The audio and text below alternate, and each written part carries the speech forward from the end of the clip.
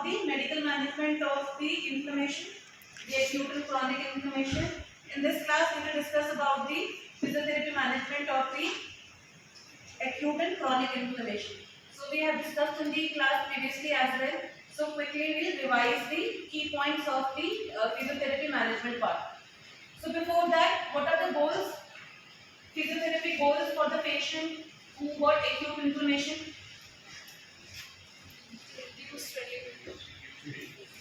Goals. I am asking about the goals. So in acute inflammation, what are the signs of acute inflammation? Redness. So when we talk about the goals, when we talk about the physiotherapy goals, it means what we are trying to achieve in a patient who got acute inflammation. So what will be your aim, your goal?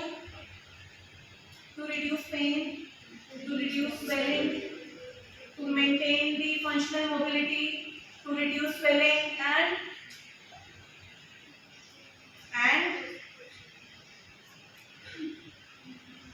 to maintain the joint range of motion, to prevent any deterioration.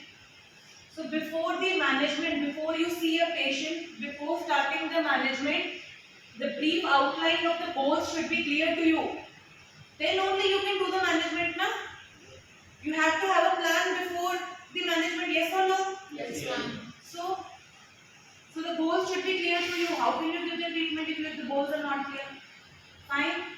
Okay. So now acute inflammation.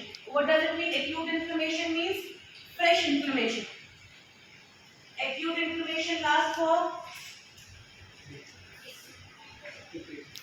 15 days. how many days? 3 weeks. We discussed in the last class, beta. I told you if you sit blank in a class, then you can please go out. Okay. So to reduce pain in an acute inflammation, what physiotherapy management can be given to the patient? We discussed in the last class about the cold therapy, that is called as cryotherapy. Okay. So cryotherapy, what are the modes of giving cryotherapy to the patient? So the mode of giving cryotherapy to the patient should be clear. The duration and frequency of cryotherapy for an acute patient should be clear. Yes or no? Yes, ma'am. Even before coming to the cryotherapy to reduce inflammation, we heard about the RICE. For an acute patient means there is a fresh swelling, fresh pain. The intensity of the pain is very, very much. So in that patient, what we will follow? We will follow RICE. That is rest, icing, compression, and elevation. Because when the patient is in the acute setup, why the rest is important? It says offloading the area by minimizing the use of the area and if needed the use of crutch or mobility aid. Why? Why rest is important?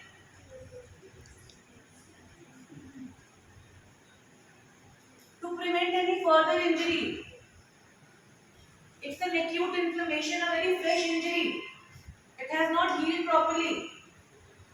So if you will not give rest and if suppose there is acute ankle sprain, abhi hua hai, just now, and patient will start bearing weight and will start walking, that will further deteriorate that condition. So that's why in the acute setup rest is must. Okay, that's why it is important. The offloading of that particular area is important, clear to you. Then we come on the cryotherapy that we were discussing, ice. Okay, so what the ice does basically? What are the physiological effects of ice? Cryotherapy. It reduces those cardinal signs of inflammation. It reduces pain. How cryotherapy reduces pain? The receptor stimulations and the alteration of the pain gate mechanism. You heard about the pain gate mechanism? Yes. You know how heat and cryotherapy they help in reducing the pain?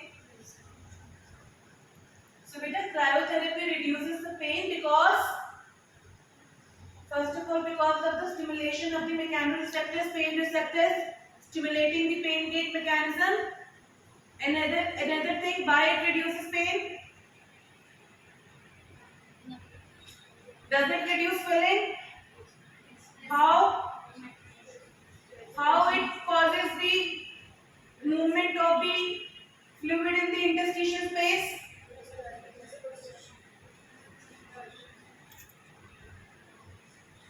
Vasoconstriction, and you heard about the Lewis-Hunting reaction. So when we are discussing about the management of the acute inflammation of or of any other condition, the principles should be clear to you. How cryotherapy is helping, that should be clear to you. How rest is helping in acute inflammation, that should be clear to you.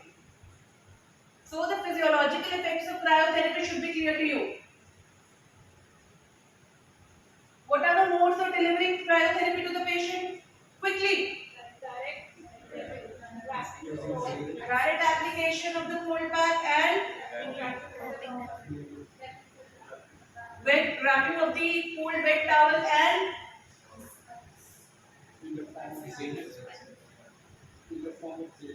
in the form of gel packs and direct ice application, and I told you about the cryotherapy device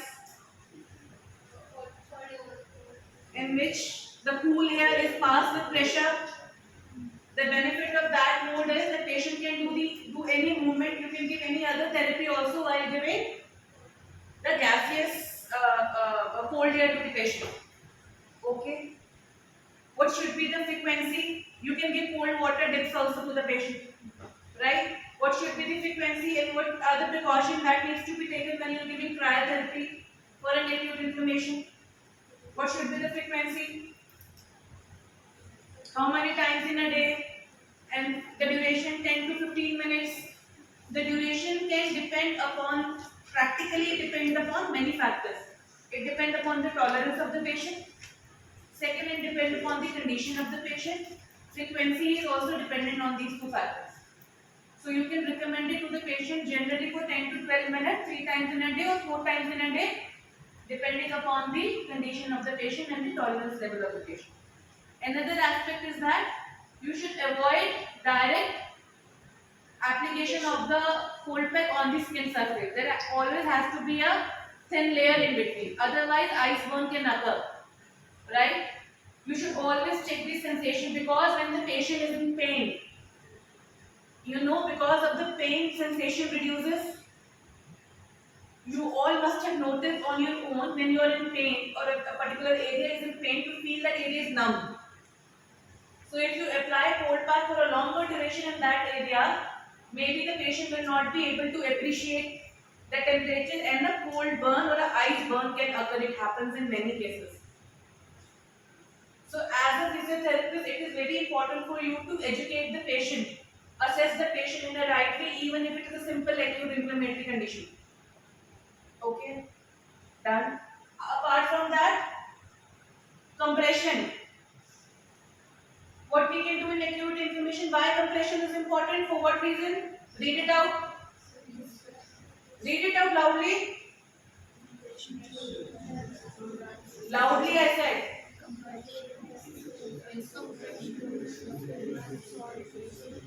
So why compression is important? To reduce the swelling and majorly to reduce the swelling. Sorry. How can you provide compression to the patient?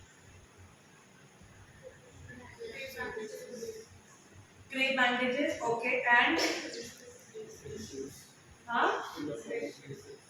in the form of brace. No. What else? There are compression stockings also. Okay. So compression stocking is basically for the movement of the interstitial fluid basically. Okay, and to support the injured area. Okay, elevation. Why in acute inflammation elevation is important? Again, to drain the excess of fluid that has accumulated. How can you provide that elevation to the patient? That should not be an active elevation. It should be a supported elevation. Suppose if the ankle is involved, if there is an acute injury in the ankle, you will ask the patient to take support of the pillow or any other thing and then elevate, or either suspension. Okay, and in an elevation, you can ask the patient to do the mild active movement.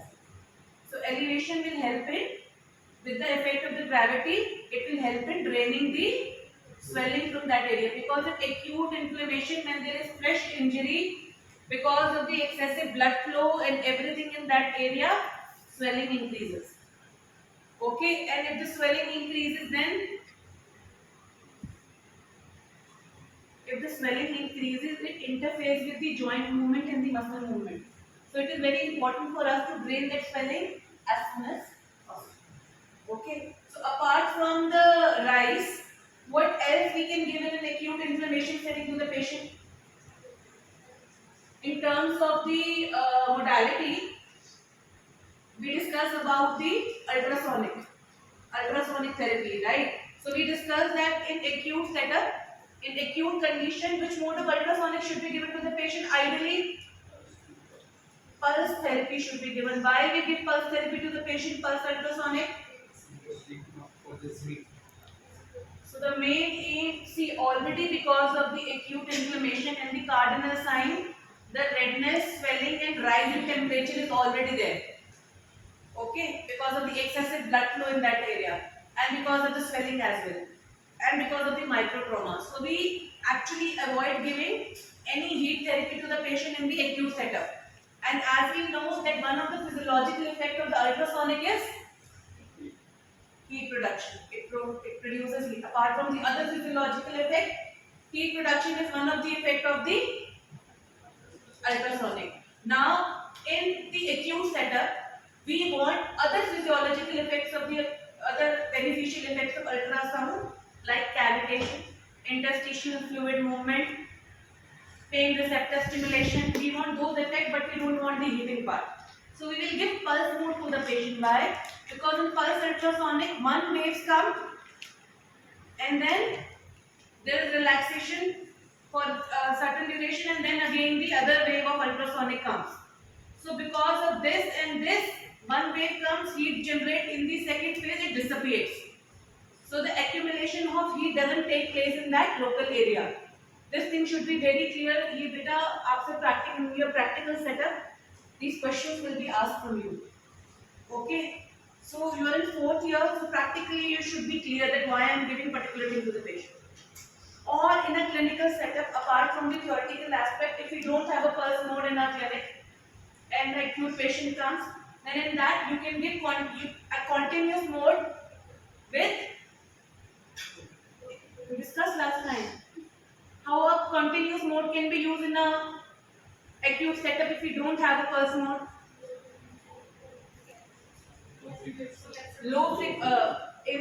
The intensity, instead of 0.8 watt per centimeter square, probably we will give 0.4 watt per centimeter square. Instead of the conventional duration of 5 to 6 minutes, we will give it for 3 minutes. Okay, and then we are giving it to the patient. We'll keep on, will not keep the ultrasound head idle, we'll keep more rotation to it. Fine. So in certain settings, practically, at times we don't have the pulse mode, so we can use the continuous mode with less duration, less intensity and less frequency. Fine. Clear to it? What else we discussed in the modalities? We discussed about in an acute setup. Pulse diathermy, pulse electromagnetic wave therapy, pulse diathermy, right? Again, because of being a pulse diathermy, it doesn't give the excessive heating effect, but it aids in the healing effect. In acute inflammation, we need healing, because once the healing is done, then only you can progress to the movement part, functional mobility part. Is it clear? But I am repeating it in the this class. Again, I will not repeat it, and if you must sit idle in the next class as well, it will not be right. We are discussing it in the second time. So it means you have, please go through the video. Please try and understand. This thing will help you in the subsequent conditions as well. Okay? Done? Clear? So in the acute inflammation beta, the main goal is to reduce pain and promote healing. Okay? We cannot do much on the activity part unless and until the healing has taken place. So pulse electromagnetic wave.